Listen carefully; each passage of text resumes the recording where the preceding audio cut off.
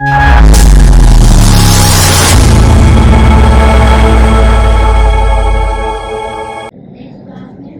ना, मैंने ray optics में कुछ प्रीवियस से डाला था आपको, आपके लिए ना कुछ क्वेश्चन कराए थे, रिफ्लेक्शन और रिफ्रैक्शन कराए थे। रिफ्लेक्शन और रिफ्रैक्शन दोनों था ना। मैं एक प्रिज्म ले रहा हूँ, ऐसे मैं टेयर उठा लूंगा किसी दिन, ऐसे मैं किसी दिन कप सरफेस का रिफ्लेक्शन उठा लूंगा। मैं कुछ भी उठा सकता हूँ, कभी उठा सकता हूँ, कोई दिक्कत नहीं।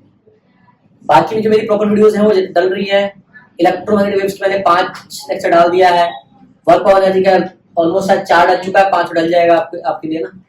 तो अब ये जो ड्रॉप कर रहे हैं मैं बता रहा हूँ, उधर EMI पढ़ लो आप, फिर वर्क ऑन एनर्जी भी कर सकते हो, और आप इधर रे ऑप्टिक्स भी कंप्लीट कर सकते हो ये टॉप उठा के, ठीक है। फिर बाकी धीरे धीरे सब डालते रहेंगे, है ना। चलो, एक प्रिज्म है। अब प्रिज्म कैसा होता है, वो प्रिज्म ऐसा होता है, ठीक है। अब प्रिज्म में ट्रायंगल होता है, जी हाँ ट्रायंगल होता है। कौन सा ट्रायंगल होता है? क्या इक्विलेटरल होना जरूरी है? क्या प्रिज्म इक्विलेटरल ही होगा? हाँ, जिससे आप रीडिंग लेते हो वो इक्विलेटरल ही होता है। कैसा होता है? इक्विलेटरल ही होता है, ठीक है। क्वेश्चन की बात नहीं कर रहा हूं मैं अभी, बस किसकी बात कर रहा हूँ, रीडिंग किससे लेते हैं, ठीक है। बाकी क्वेश्चन में हम अपने हिसाब से चेंजेस कर लेते हैं थोड़ा बहुत, कोई दिक्कत नहीं। फिलहाल देखो, ये एक प्रिज्म है। प्रिज्म में खास बात होती है उसका एंगल। क्या होता है? हाँ, अगर मैंने बोला ट्रायंगल ए है और ये बी और ये सी है, अगर मैंने बोला ये वाला, तो जो एंगल ए अगर प्रिज्म है, angle A is the angle of prism. Sir क्या यही वाला हो सकता है? नहीं बेटे, ये भी हो सकता है, ये भी हो सकता है, डिपेंड करता है रेस कहां से आ रहा है, क्वेश्चन में क्या गिवन है, ठीक है। तो मैं सस्ता सा सवाल कराऊंगा और महंगा वाला भी कराऊंगा, वैरायटी बताऊंगा आपको। बट मान लो कि ये कोई एंगल है, इस एंगल को हमने एंगल ऑफ प्रिज्म मान लिया, इसको एंगल ए ले लिया है, ठीक है। अब ये ए बी फेस है। कौन सा फेस है? Face A B. अगर फेस ए बी पर मैंने एक इंसिडेंट रे जो है वो इस तरह से, ज्यादा ऊपर हो गया, नीचे ले लो, हाँ, यहां पे अगर मैंने इंसिडेंट रे क्या करा, मैंने इसके ऊपर डाल दिया, तो क्या होगा? इसको कहते हैं इंसिडेंट रे। क्या कहते हैं इसको? हाँ, इंसिडेंट रे कहते हैं इसको, इंसिडेंट रे कहते हैं। अब इंसिडेंट रे जब ए बी फेस पे गिरेगा तो यहाँ क्या बनेगा? नॉर्मल, क्योंकि ये रिफ्रैक्शन का एक पार्ट होता है, रिफ्रैक्शन ऐसे ही होता है ना। प्रिज्म क्या काम करता है? रिफ्रैक्शन करता है। क्या करता है? हाँ। फिलहाल मैं ज्यादा थ्योरी नहीं बताऊंगा, मैं ज्यादातर न्यूमेरिकल्स की कोशिश कर रहा हूं। मैंने बताया क्या करेगा, रिफ्रैक्शन करेगा, तो रिफ्रैक्शन वाले जो है लॉ, स्नेल्स लॉ और लॉ ऑफ रिफ्रैक्शन आप यहाँ इस्तेमाल करोगे, ठीक है। अब ये बताओ कि जब आपने पढ़ा है कि इंसिडेंट रे गिरता है तो वहां एक नॉर्मल बनाया जाता है। क्या बनाया जाता है? वो नॉर्मल परपेंडिकुलर होता है किसके? उस फेस के, उस प्लेन के। अरे यार, इंसिडेंट रे के नहीं, बात समझे आप। प्लेन क्या है? ए बी है, फेस ए बी है, तो ए बी के परपेंडिकुलर क्या ये लाइन होगा? जी सर। ऐसा होगा? नहीं, ऐसा नहीं होगा। कैसा होगा ये? तुम्हें मेरी बात समझ, आप देखो लग रहा है, बोलो हाँ ना। और नॉर्मल से जो इंसिडेंट रे की तरफ आता है angle, this is called angle of incidence. कोई दिक्कत? हाँ या ना? मान लो ऐसा है। अब मैंने आपको ट्रिक बताई थी कि अगर बाहर का मीडियम है म्यू1 और अंदर का मीडियम है म्यू2, तो सेम मीडियम में जब कोई चीज रिफ्रैक्ट करता है, क्या करता है? तो जो एंगल ये बनाता है वही एंगल। वेरी गुड, समझ में आई बात? हाँ या ना? क्या यहां भी नॉर्मल आएगा? क्योंकि ये लाइट क्या करेगा? इंसिडेंट करेगा, बोलो है ना। ऊपर जाएगा नीचे जाएगा? ऊपर नीचे। अरे कहीं भी जाए हमें क्या फर्क पड़ता है, बोलो है ना यार। तो क्या करोगे? यहां भी एक नॉर्मल, यहां भी करोगे नॉर्मल ड्रॉ करोगे, बोलो है ना, जो यहां से हो जाएगा, ठीक है। और ये होगा एंगल ऑफ ई, इसे कहते हैं एंगल ऑफ इमर्जेंस। इसको इमर्जेंस क्यों कहते हैं भाई? रिफ्रैक्शन क्यों नहीं कहते? क्योंकि अगर एक बार रिफ्रैक्ट हुआ है, एक के बाद दूसरी बार रिफ्रैक्ट हो गया है, तो जब 2 बार रिफ्रैक्ट कर जाता है तो उसे हम एंगल ऑफ इमर्जेंस कहते थे या इमर्जेंट रे कहते हैं। क्या कहते हैं? तो ये वाला हो जाएगा आपका इमर्जेंट रे। क्या हो जाएगा? हाँ, इमर्जेंट रे। और ये क्या है आपका? नॉर्मल। ये भी क्या आपका? नॉर्मल। कोई दिक्कत? अब मेरी बात ध्यान से सुनिएगा कि प्रिज्म का काम क्या है ना। प्रिज्म में बेसिकली निकालते हैं एंगल ऑफ डेविएशन। क्या निकालते हैं? आपने लेटरल शिफ्ट पढ़ा होगा। क्या होता है लेटरल शिफ्ट? याद है कि किसी ग्लास बॉक्स में एक रे जाती है, वो रे क्या करती है, जिसको सीधा निकलना चाहिए बट वो रिफ्रैक्ट होकर निकलती है ना। तो रिफ्रैक्ट हुए रे से और जो हमने माना था स्ट्रेट से उसके बीच का जो डिस्टेंस होता है, this is called lateral shift. तो मान के चलो कि ये रे को तो ऐसे जाना चाहिए था, बोला ना। अब इस लाइन को पीछे खींचोगे तो ये ऐसा आ जाएगा। अगर ये लाइन कैसा हो जाएगा? पीछे हो जाएगा, बोला ना। तो ये लाइन जा रहा, बोला ना। तो जो ये एंगल बनता है ना, देखो ये तो जो ये एंगल बनेगा इसे बोलते हैं डेल। क्या बोलते हैं? इस तरह से बोलते हैं डेल। और डेल को बोलते हैं एंगल ऑफ डेविएशन। डेल को बोलते हैं एंगल ऑफ डेविएशन। और सवाल में यही पूछेगा या कह देगा मिनिमम डेविएशन। क्या नहीं पूछ लेगा? है ना, सवाल सिर्फ, है ना। नीट में क्या आएगा? सीधा सीधा सवाल आता है। ठीक है ना बेटे? यहां तक कोई दिक्कत परेशानी तो आप पूछ सकते हो, बता सकते हैं ना। अभी हमने क्या करा? फिगर ड्रॉ करा है ना भाई। चल अब इसका नामकरण करते हैं। इसका नाम क्या मैं पी रख दू? पी। इसका नाम क्या मैं क्यू रख दू? क्यू। इसका नाम क्या और रख दू? और इसका क्या रख दू? बोलो है ना। कोई दिक्कत? अब आपको दिख जाएगा, मैं छोटी छोटी बातें करूंगा, बिल्कुल समझा के एक्सप्लेन करूंगा। मान लो कि ये कोई फेस है और यहाँ ये परपेंडिकुलर है और यहाँ कोई ये है और ये एंगल आई है। क्या है? बोलो है ना। अब यही रे जो है वो इस तरह से जा रहा है और जो ये है ये, तो जितना एंगल ये होगा उतना ही एंगल ये होगा। और सिंपल सी बात है। बोलो बेटा है ना। क्या बोलेंगे इसको? कोई दिक्कत तो नहीं है ना। चलो अब इसको कोई डिवाइड कर रहा है। क्या कर रहा है? तो जो ये वाला है और ये वाला है दोनों किसके बराबर आ जाएगा? एंगल आई के बराबर आ जाएगा। सही बोल रहे हो? पक्की बात है। चलो अब बताओ ये पूरा एंगल कितना होगा? हाँ ये ना। अब ये पूरा कितना हो जाएगा? तो ये कितना है? ये कितना है? कोई दिक्कत तो नहीं है ना। ये पूरा कितना है? 90। बोलो है ना। ये भी 90, ये भी 90। अरे बोलो है ना। अब मैंने कहा ये वाला अगर ये पूरा आई है तो ये पूरा 90 है और ये कितना है? R1 है। क्या है? R1 लिखा है ना। और ये वाला होगा R2। बोलो है ना। बट एक्चुअली में R1 R2 सेम रहेगा। क्या रहेगा? सेम रहेगा। वो समझ में आ जाएगा आपको। ठीक है ना। ये मैं ऑलरेडी पढ़ा चुका हूँ बेटे। नहीं आपको समझ में आ रहा तो आप पूछ लीजिएगा। मैं आपको वो रिफ्लेक्शन थ्रू कर्व सरफेसेस में पढ़ा दूंगा तो समझ में आ जाएगा। ठीक है। अगर आप कहोगे तो वो भी रिकॉर्ड कर दूंगा। इधर देखो ध्यान से। क्या ये R1 है और ये पूरा कितना है? 90। अरे पूरा कितना है? 90। ये पूरा 90 है। बोलो है ना। तो ये पूरा 90 है और ये R1 है तो ये कितना हो जाएगा? 90 माइनस R1। किसी को दिक्कत?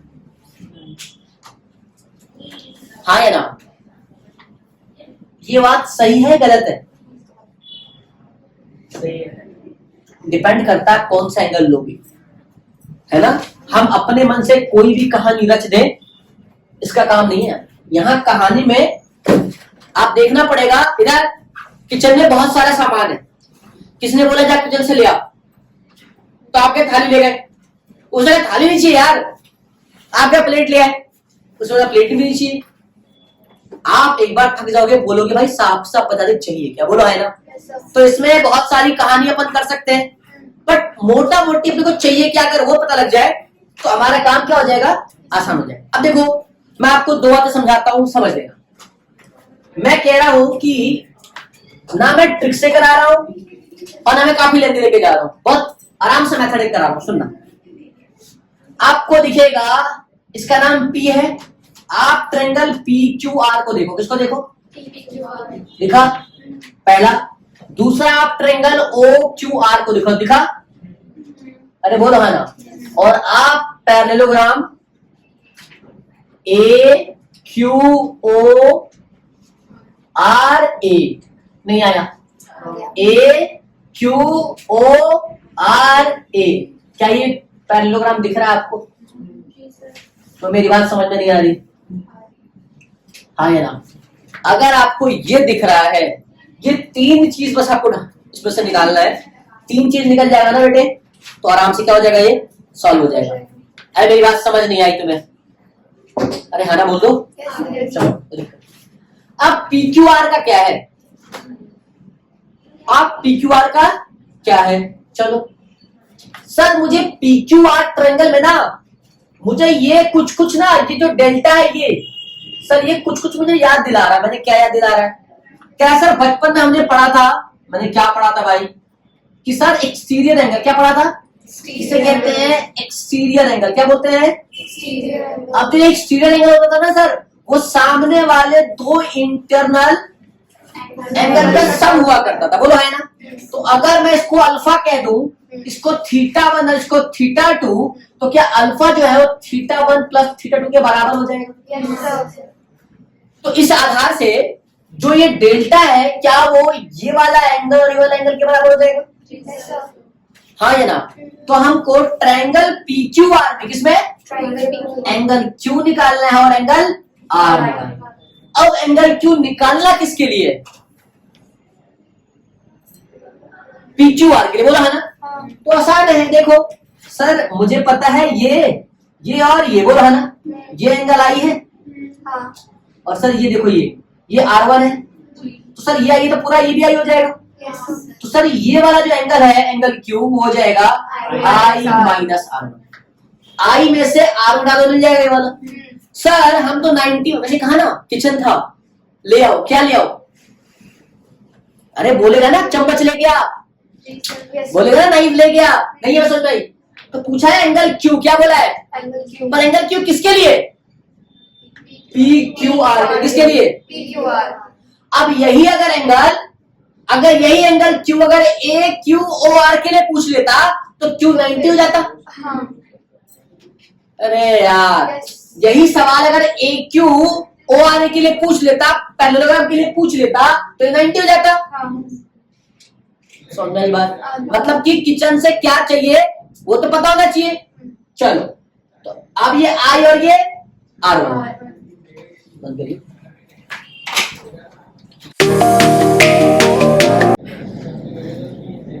बेटा समझ में आ गया?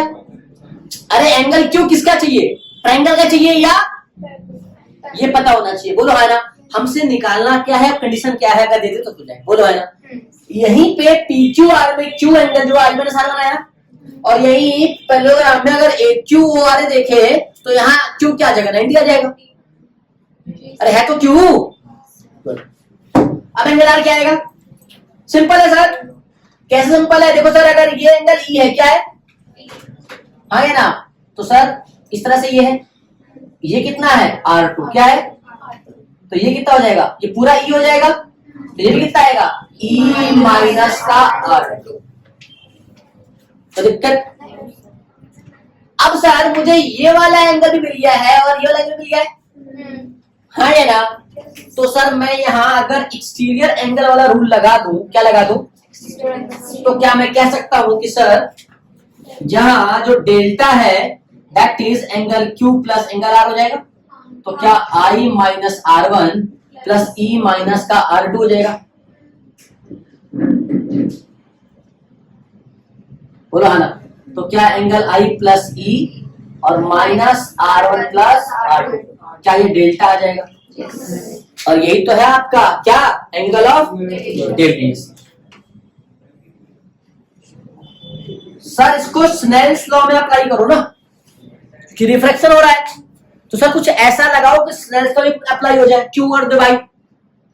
अब एक और बात, मेरे यहाँ जितने बच्चे हैं उनको पता है कि अगर मैं यहाँ पे angle I equal to angle E लिख दूं और angle R equal to angle R2 लिख दूं, तो बच्चा रोएगा नहीं। क्यों? क्योंकि इसको मैंने रिफ्रैक्शन थ्रू कर्व सरफेसेस पढ़ाया हुआ है, या अदर मीडियम पढ़ाया हुआ है। देख बेटे, जिस मीडियम से निकला, जिस मीडियम में आई है उसी मीडियम में ई वापस आ गया, तो एंगल आई किसके हो जाएगा, हमेशा एंगल ई के।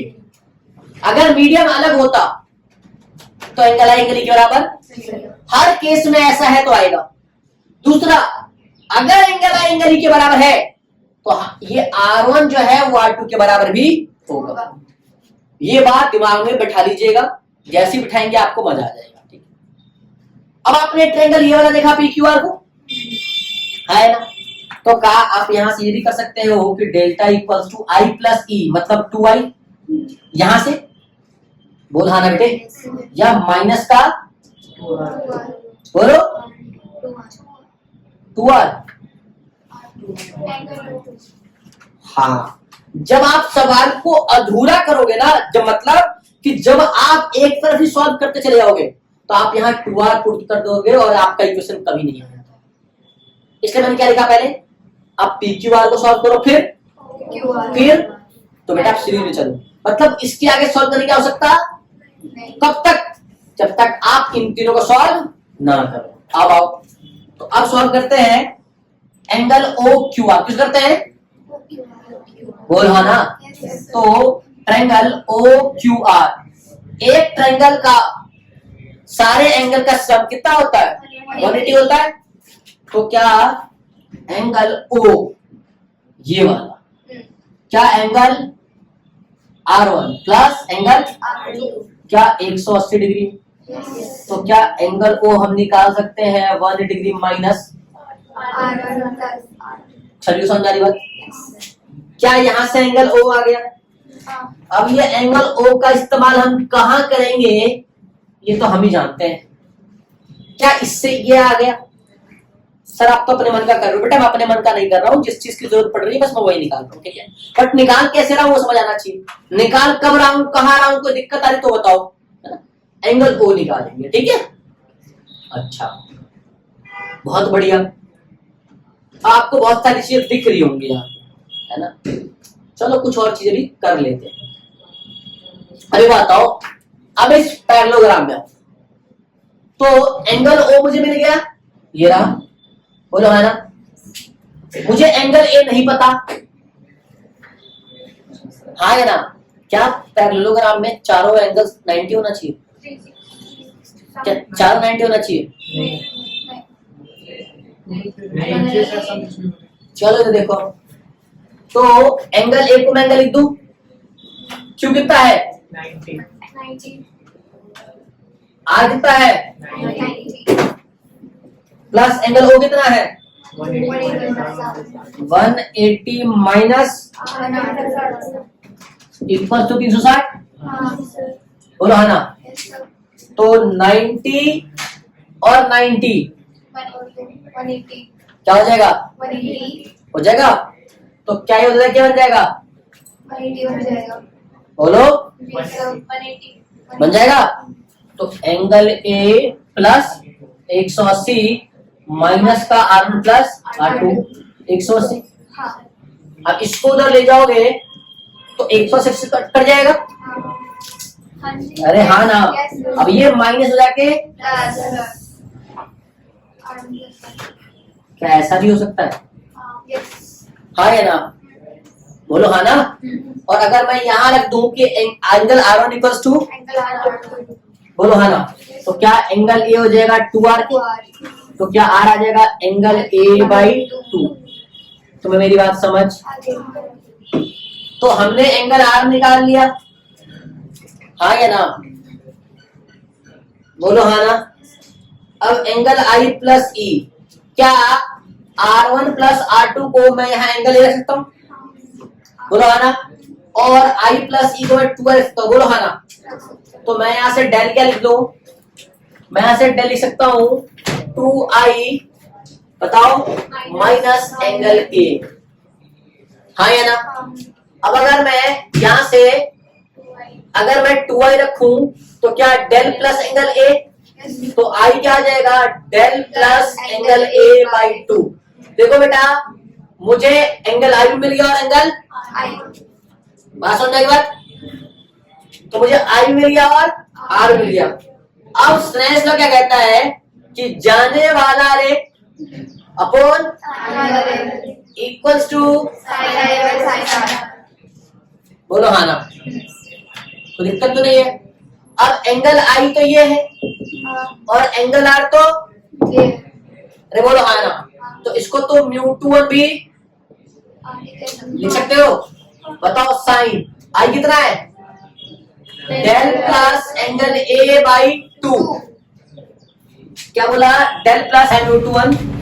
मैंने यहाँ पे देखो म्यू2 में म्यू2 हो जाएगा इक्वल टू साइन आई की वजह रखेंगे हम delta plus angle A by 2 is divided by sine R कितना है, एंगल ए बाई 2। कोई दिक्कत